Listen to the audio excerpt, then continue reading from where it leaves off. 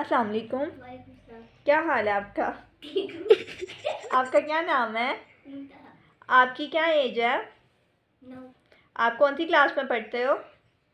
4। अच्छा आप बच्चे मुझे ये बताओ कि आपको मुताले का शौक़ कैसे पैदा हुआ? मेरी टीचर ने मुझे बताया। ऊंचा बोले। मेरी टीचर ने मुझे किताबें दी, मैंने उससे पढ़ा, फिर मुझे शौक हुआ।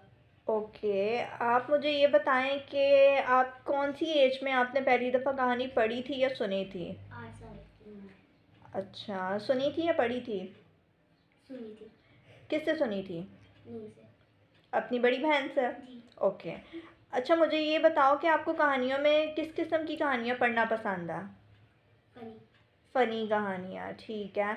तो आपको किरदार कौन से पसंद है? जिन्नों के, परियों के, सुपर हीरोज़ के? किस किस्म के किरदार आपको पसंद हैं? जिन्नों के, ओके। आपकी पसंदीदा नज़म कौन सी है? कोई नज़म जो आपको पसंद हो? नहीं, ओके। आपकी पसंदीदा राइटर कौन है? आपने उनकी कोई बुक पढ़ी है? जी। कौन सी? ओके। क्या आप किसी मैगज़ीन के सर्वर के ऊपर आना चाहती हो? जी। इसमें मेरी तस्वीर भी लगी है। दिखाएं कौन सी पिक्चर है आपकी?